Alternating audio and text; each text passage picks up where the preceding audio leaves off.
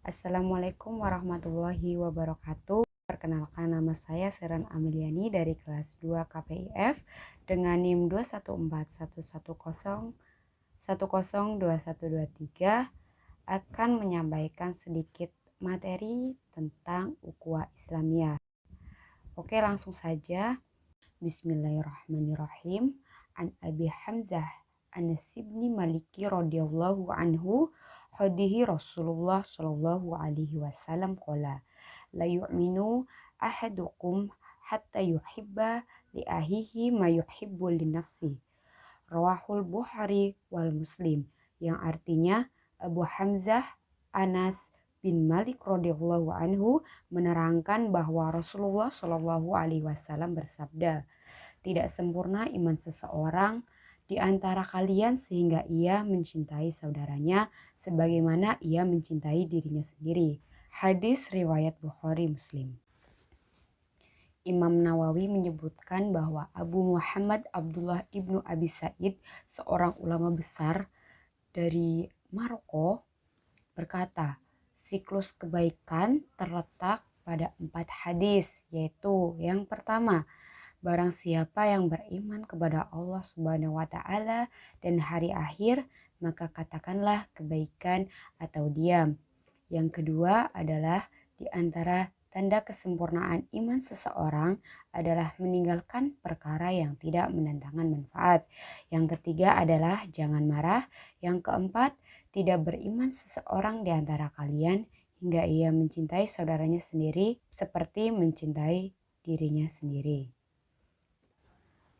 Oke, lalu apa saja sih kandungan makna yang terdapat dalam hadis tersebut? Yang pertama adalah persatuan dan kasih sayang. Islam bertujuan menciptakan masyarakat yang harmonis dan penuh kasih sayang. Setiap individu berusaha mendahulukan maslahat umum dan kedamaian masyarakat sehingga tercipta keadilan dan kemakmuran. Semua itu tidak akan terrealisasi kecuali jika setiap individu yang ada di dalam masyarakat menghendaki kebaikan dan kebahagiaan bagi orang lain seperti ia menghendakinya untuk dirinya sendiri. Karena itulah Rasulullah Shallallahu alaihi wasallam mengaitkan persatuan dengan iman, bahkan merupakan bagian yang tak terpisahkan. Yang kedua adalah iman yang sempurna, iman yang terrealisasi dengan pembenaran dan pengakuan yang mendalam terhadap rububiyah atau Allah adalah pemelihara, pengatur, penjaga dan sebagainya, dan meyakini rukun iman yang lain, iman kepada malaikat, iman kepada kitab-kitab suci, para rasul, hari akhir, qada dan qadar. Dalam hadis ini disebutkan bahwa keimanan tidak dianggap kokoh dan mengakar dalam hati seorang muslim kecuali ia menjadi manusia yang baik, manusia yang jauh dari egoisme dan rasa dendam, kebencian dan kedengkian. Dan ia menghendaki kebaikan dan kebaikan terhadap orang lain, sebagaimana ia menginginkan kebaikan dan kebahagiaan itu untuk dirinya sendiri. Lebih rincinya, kesempurnaan iman itu akan terrealisasikan melalui hal-hal berikut. Yang pertama, ada mencintai kebaikan untuk saudaranya, sebagaimana ia mencintai untuk dirinya sendiri, dan membenci keburukan untuk saudaranya, sebagaimana ia membenci untuk dirinya sendiri. Dalam sebuah hadis disebutkan bahwa ketika Muadz bin Jabal bertanya kepada Rasulullah Shallallahu alaihi wasallam perihal iman yang paling afdol, Rasulullah Shallallahu alaihi wasallam bersabda, agar seseorang mencintai sesuatu kebaikan untuk saudaranya sebagaimana ia mencintai untuk dirinya sendiri dan membenci suatu keburukan untuk mereka sebagaimana ia membenci sesuatu keburukan untuk dirinya. Hadis riwayat Ahmad. Yang kedua adalah bersegera memberikan nasihat manakala saudaranya lalai. Yang ketiga adalah segera memaafkan dan memenuhi hak saudaranya sebagaimana ia juga ingin segera dipenuhi haknya.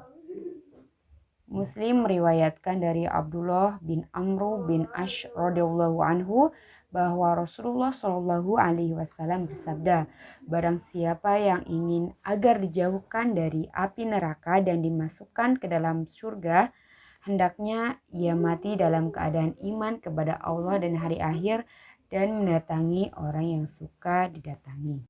Lalu yang ketiga adalah nilai lebih seorang muslim. Di antara bentuk kesempurnaan iman adalah berharap agar kebaikan juga dimiliki orang lain, yang muslim dan yang non-muslim. Artinya berharap dan berusaha agar orang-orang kafir itu dapat merasakan nikmatnya iman. Rasulullah Shallallahu Alaihi Wasallam bersabda, cintailah sesuatu kebaikan untuk orang lain sebagaimana kamu mencintainya untuk dirimu. Niscaya kamu menjadi muslim yang baik. Hadis riwayat Tirmizi. Yang keempat adalah berlomba untuk mendapat kebaikan. Berlomba-lomba untuk mendapat kebaikan merupakan kesempurnaan iman. Karenanya seseorang yang ingin memiliki keimanan dan ketakwaan seperti yang dimiliki orang yang lebih soleh bukanlah suatu aib atau hasad, iri dengki atau iri hati. Bahkan sikap seperti ini merupakan refleksi kesempurnaan iman perbuatan yang disyariatkan Allah Subhanahu wa taala dalam firman-Nya. Dan untuk yang demikian itu hendaknya orang berlomba-lomba. Dalam Quran surat Al-Mutaffifin ayat 26. Yang kelima adalah menciptakan masyarakat yang bersih dan berwibawa.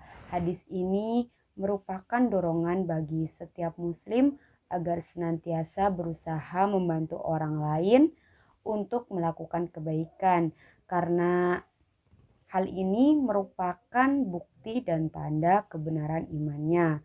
Dengan demikian akan terciptanya masyarakat yang bersih dan berwibawa, Bagaimanapun ketika seseorang menciptakan suatu kebaikan untuk orang lain, tentu ia akan berlaku baik kepadanya. Dengan demikian akan timbul rasa kasih sayang di antara anggota masyarakat, kebaikan akan tersebar luas, kejahatan dan kezaliman akan tersisih, dan terciptalah harmonisan dalam setiap lini kehidupan. Mereka seolah satu hati, kebahagiaan saudaranya adalah kebahagiaannya, kesedihan saudaranya adalah kesedihannya, dan masyarakat seperti inilah yang harus terbentuk dalam komunitas muslim.